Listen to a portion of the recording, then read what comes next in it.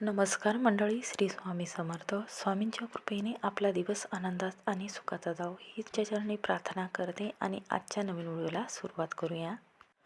तर भोगी या दिवशी चुकूनही नका खाऊ ह्या दोन भाज्या. जर ही चूक तुम्ही केली तर जन्मभराचे दुःख, संकट, विघ्न भोगावे लागेल. जो न खाई भोगी तो सदा रोगी, जो भोगी खात नाही तो रोगी राहतो असं म्हटलं जातं. या सणाचं महत्त्व असं दर्शवत असते की यंदा भोगीच्या दिवशी भोगीच्या भाजीमध्ये अजिबात चुकूनही वापरायच्या नाहीत ह्या दोन भाज्या. तर का? तर या दोन भाज्या यंदाच्या भोगीच्या भाजीमध्ये आपल्याला आवर्जून टाळायच्या आहेत. तर त्या भाज्या कोणत्या आहेत आजच्या व्हिडिओमध्ये संपूर्ण माहिती पाहणार आहोत. त्यामुळे व्हिडिओ हा शेवटपर्यंत नक्की पहा. चॅनलवर नवीन असाल तर नक्की सबस्क्राईब करा. कमेंटमध्ये व्हिडिओला एक लाईक जरूर करा आणि ओम नमो भगवते वासुदेवाय नमः हा मंत्र लिहायला विसरू नका. तर पहा, यंदा 14 जानेवारीला मकर संक्रांत आलेली आहे. तर मकर संक्रांत, किंक्रांत आणि भोगी हे 3 दिवस आपल्याला साजरे करायचे असतात. यंदा 13 जानेवारीला भोगी हा सण आलेला आहे, म्हणजेच उद्या संक्रांत या सणाची सुरुवात होत आहे. तर आपल्या संपूर्ण महाराष्ट्रामध्ये भोगी हा सण साजरा केला जातो. तर सुवासिनी स्त्रिया तर अत्यंत आनंदाने आणि महत्त्वाचा हा सण जो आहे तर तो असल्यामुळे हा संक्रांत जो आहे तर ती थाटामाटात साजरी करत असतात. वर्षानुवर्ष पिढ्यानपिढ्या चालत आलेला हा सण आपण संपूर्ण महाराष्ट्रामध्ये अतिशय योग्य पद्धतीने साजरा करत असतो. भोगी हा सण आनंदाचा आणि उपभोगाचा सण म्हणून ओळखला जातो. तर आपल्या हिंदू धर्मामध्ये या सणाला दुसरं पण नाव आहे. अगदी पूर्वीपासून आपल्या आजी आजोबापासून या सणाला आपण पोंगल किंवा भोग हा देवाला अर्पण करत असतो. म्हणजे सौभाग्यवती स्त्रिया हा सण अत्यंत आनंदाने आणि मनोभावे श्रद्धेने साजरा करतात. तर पूर्वीच्या काळामध्ये लोक देवाला नैवेद्य अर्पण केल्याशिवाय हा नैवेद्य ग्रहण करायचे नाही. अगदी पूर्वीच्या काळापासून वर्षानुवर्ष आपण ही परंपरा पाळत आलेलो आहोत. या भोगीच्या दिवशी खास करून इंद्रदेवाची आठवण काढली जाते. तर जे देवताच्या राजा आहेत तर देवराज इंद्र यांना समर्पित हा सण आहे. तर राजा इंद्रदेव यांनी शेतकऱ्याच्या शेतामध्ये भरपूर पीक यावं, उदंड पीक यावं यासाठी प्रार्थना केली होती आणि प्रत्येक शेतकरी समृद्ध व्हावे, शेतामध्ये कधीही दुष्काळ पडू नये आणि आपल्या घरामध्ये अन्नधान्याचा साठा हा कधीच कमी पडू नये यासाठी प्रार्थना केली होती. तर माझ्या शिवारातलं पीक यंदा पण चांगलं येऊ दे, असं प्रत्येक वर्षी असं चांगलं पीक यावं अशी इंद्राकडे प्रार्थना केली जाते. देवराज इंद्र यांच्याकडे प्रार्थना करत असतात. हिवाळ्याच्या ऋतूमध्ये माघ महिन्यामध्ये शेतामध्ये भरपूर पीक जोमाने वाढत असते, शेत बहरलेली असते. त्यामुळे भरपूर पालेभाज्या, फळभाज्या या दिवसामध्ये ज्वारीचा कोहळा, हुरडा, शेतामध्ये हरभऱ्याचे ओले डाळे, ज्वारीचा हुरडा, आंबट गोड बोरं आलेली असतात. संपूर्ण शेत जे आहे तर ते हिरवेगार असते. या दिवसामध्ये शेतीची बरीचशी कामं जे आहे तर ती संपलेली असतात. त्यामुळे शेतकरी जरा निवांत असतो. म्हणूनच त्यांना थोडासा विसावा मिळावा म्हणून या दिवसामध्ये हा उपाय जो आहे किंवा ही सेवा जी आहे तर शेतात जाऊन काही कामसुद्धा केले जाते. तर या दिवशी कामाच्या व्यापारातून निवांत झालेला शेतकरी भोगीचा आनंद घेत असतो.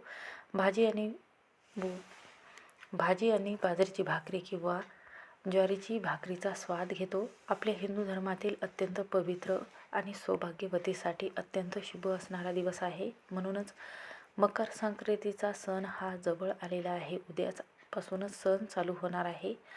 तर या दिवशी संक्रांत, भोगी आणि किंक्रांत हा सण खूप उत्सवाने आनंदाने आपण साजरा करतो. तर महिला मोठ्या आनंदाने हा सण साजरा करत असतात. आपल्या हिंदू धर्मामध्ये खास करून महाराष्ट्रामध्ये सुवासिनी स्त्रियांसाठी हा अतिशय महत्त्वाचा सण म्हणून ओळखला जातो.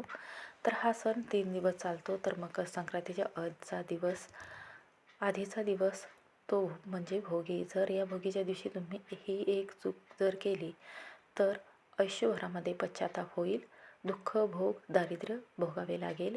यामुळेच यंदाच्या भोगीला या 2 भाज्या चुकूनही खायच्या नाहीत. तर अशा 2 कोणत्या भाज्या आहेत तर या दिवशी आपल्याला चुकूनही खायच्या नाहीत. जर आपण ह्या भाज्या खाल्ल्या तर आपल्याला श्री हरिविष्णूचा आशीर्वाद प्राप्त होणार नाही. आपल्या हिंदू धर्मामध्ये सौभाग्यवती स्त्रिया अगदी लवकर सकाळी उठत असतात अगदी वर्षानुवर्ष अगदी आपल्या आजी आजोबापासून ही परंपरा चालत आलेली आहे. म्हणून या दिवशी आवर्जून केसावरून पाणी घ्यायचं आहे, उटणं तयार करायचं आहे. आपल्याला उटणं तयार करत असताना काय करायचं आहे, मिक्सरमध्ये थोडेसे तीळ बारीक करून घ्यायचे आहे, पांढरे तीळ. त्यामध्ये कच्चं गाईचं दूध टाकायचं आहे किंवा साय टाकू शकता, लोणी टाकू शकता, हळद टाकायची आहे आणि बेसन टाकायचं आहे.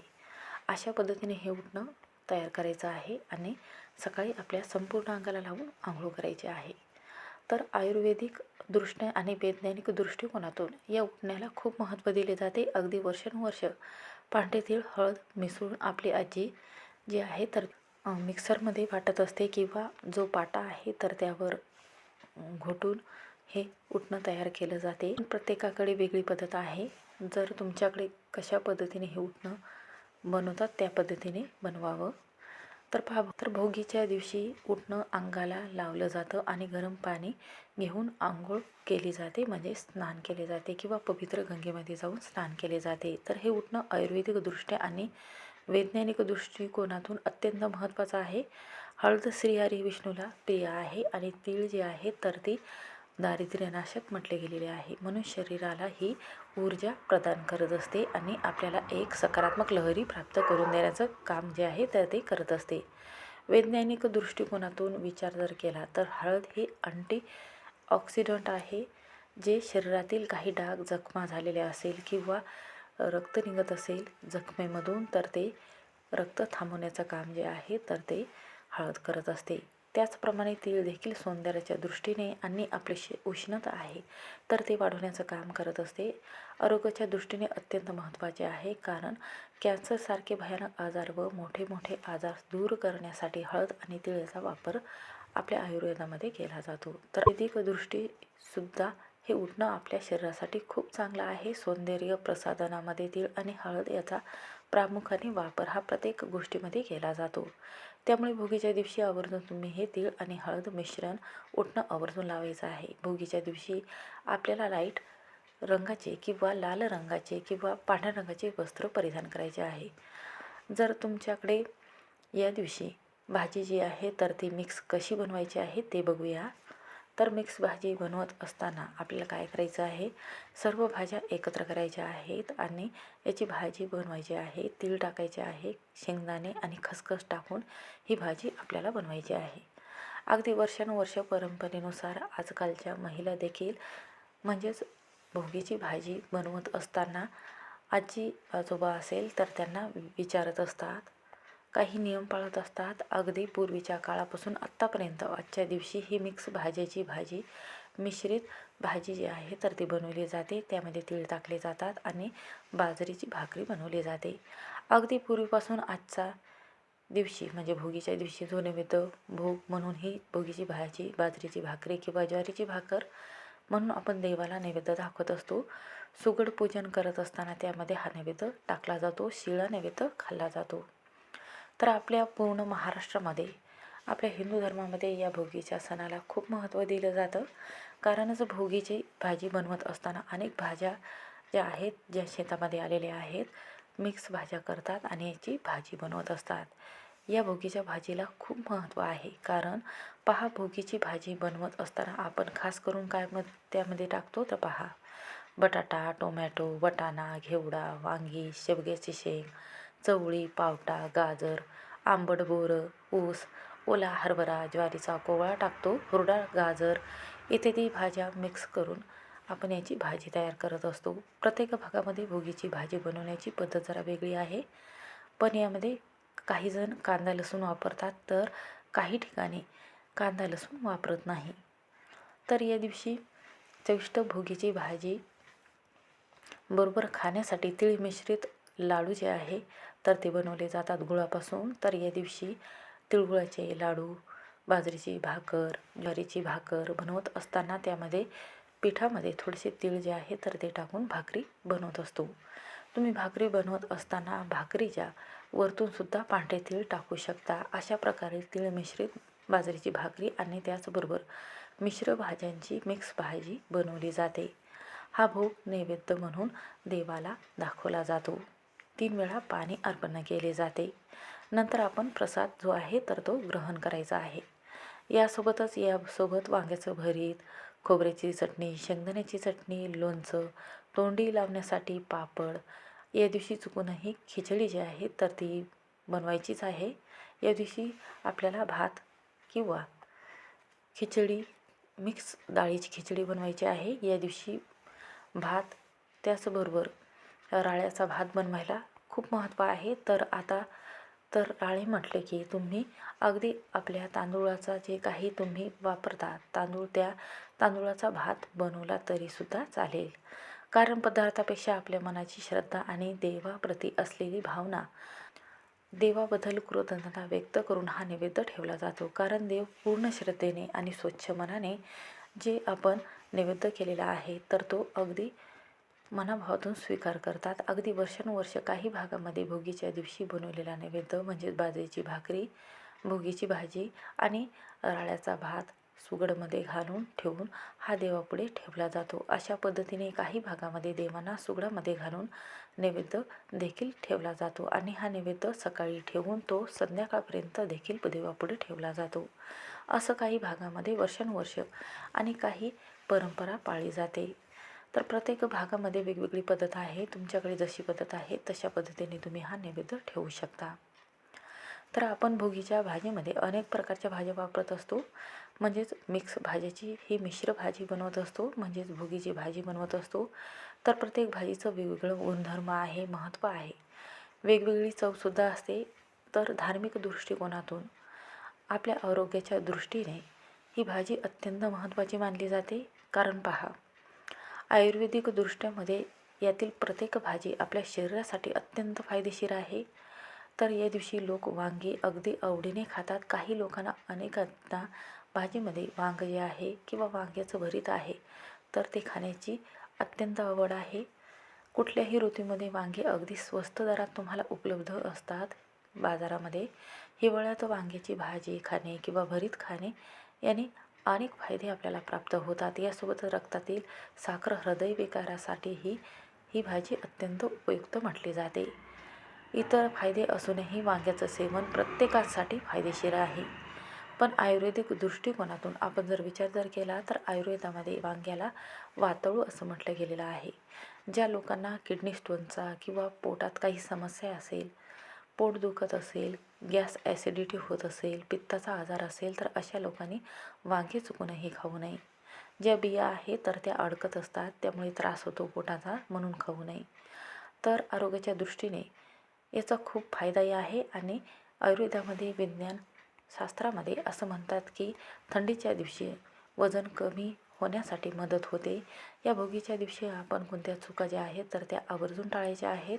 कोणते नियम पाळायचे आहे, काय करावे, काय करू नये याची माहिती थोडीशी बघूया. तर भोगीचा खरा अर्थ आहे की भोगी फक्त भोगीची भाजी नाही. भोगीचा खरा अर्थ काय आहे? भोगी म्हणजे फक्त भोगीची भाजी नाही. भोगी म्हणजे जुन्या सवयी, जुने दोष, जुने नकारात्मकता जाळून टाकण्याचा हा दिवस असतो. पूर्वीच्या काळी काही लोक जुनी भांडे, फाटके कपडे आहे किंवा वाईट सवय आहे तर भोगीच्या दिवशी हे पूर्णपणे संपवून भोगीचा हा सण साजरा करत असतात. हा पवित्र आणि अत्यंत महत्त्वाचा भोगीचा सण म्हणून ओळखला जातो. हा त्यागाचा दिवस आहे. काहीही चालेल, आज तर भोगी आहे म्हणून कोणतेही पदार्थ खातो तर पहा, यावर जे परिणाम आहे तर ते आपल्या आयुष्यावर थेट पोहोचत असतात. आणि चुकीच्या पद्धतीने आपण भाजी बनवली तर अनेक संकट जे आहेत तर ते आपल्याला भोगावे लागतात. चुकीची सुरुवात कुठून होते? अनेक लोक म्हणतात की मी श्रद्धा ठेवतो, पण हे सगळं अंधश्रद्धा आहे. पण लक्षात ठेवा, आपल्या सणामागे शास्त्र, अनुभव आणि परंपरा आहे. जे नियम हजारो वर्ष टिकले हे विनाकारण नव्हते. जे नियम मोडले त्याची किंमत लोकांनी आरोग्याच्या दृष्टीने आणि आरोग्याने, नात्याने आणि नशिबाने भरलेली आहे. जन्मभराचे, आयुष्यभराचे भोग हे मागे लागत असतात. दारिद्र्य, गरिबी आपल्या वाट्याला येत असते. याचा अर्थ काय होतो? तर भोग म्हणजे शिक्षा नाही, भोग म्हणजे परिणाम. अचानक घरात कलह, वाद विवाद वाढतो, कामात अडथळे येतात, पैसा घरामध्ये टिकत नाही, आरोग्य साथ देत नाही आणि माझ्या आयुष्यात असं का होतं, असे बरेच जणांचे प्रश्न असतात. कधीकधी आपल्या जीवनात असा उतार चढाव येतो. सणाच्या दिवशी केलेल्या या नकळत केलेल्या चुकामध्ये आपल्या चूक जी आहे तर ती आपल्याला दिसत नाही. पण तर भोगीच्या दिवशी काय टाळावं? मूळ तत्त्व भोगीच्या दिवशी जड उष्ण शरीरामध्ये विकार वाढवणारे आणि तामसिक पदार्थ, मद्यपान असेल किंवा मांसाहारी पदार्थ असेल, तामसिक पदार्थ असेल तर ते टाळायचे आहेत. कारण हा दिवस संक्रांतीच्या आधीचा संक्रमण काळ असतो. या काळात चुकीचा आहार थेट शरीरावर पोहोचत असतो आणि याचा थेट परिणाम आपल्या मनावर करत असतो. आयुर्वेद सांगतं की संक्रांतीच्या काळात पचनशक्ती कमकुवत होत असते, म्हणून जे पदार्थ गॅस वाढवतात, वात दोष वाढवतात, रक्त दूषित करतात, तर ते या दिवशी वर्ज्य म्हटले गेलेले आहेत. जुने लोक म्हणायचे की आजी आजोबा सांगायचे आपल्याला की भोगीच्या दिवशी जिभेचा नव्हे तर नियमाचा उपवास करावा. म्हणजेच काय तर या दिवशी चुकीचे शब्द बोलू नये, कोणाचाही अपमान करू नये, विनाकारण कोणाला त्रास होईल असं वागायचं नाही. म्हणजे जे खायची इच्छा आहे ते सगळं खायचं नसतं, कारण इच्छा पूर्ण केली तर शरीर भोगत असते आणि आयुष्यभराच्या शारीरिक व मानसिक त्रासापासून आपल्याला मुक्तताही मिळवायची असते. भोगीच्या दिवशी चुकूनही खाऊ नका या 2 भाज्या, नाहीतर वर्षभर तुम्हाला दुःख, संकट तुमच्या जीवनामध्ये येईल. तर पहिली भाजी आहे ते म्हणजे मुळा. मुळा हा वात वाढवतो, पचन बिघडवतो आणि रक्त दूषित करत असतो.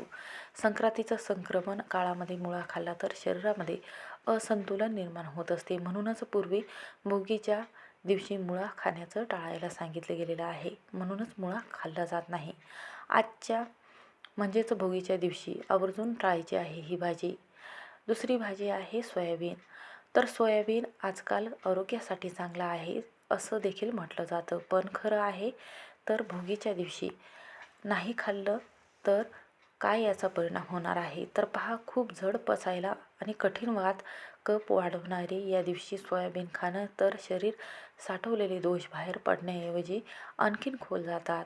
हे नियम भीती पसरवण्यासाठी नाही, तर एक जागरूकता आणि श्रद्धा आणि शास्त्र दोन्ही समजून घेतलं तरच आपण सन्मानाचा खरा अर्थ जो आहे तर तो करत असतो. भोगी म्हणजे देवाला खुश करण्याचा नाही, स्वतःला शुद्ध करण्याचा दिवस आहे.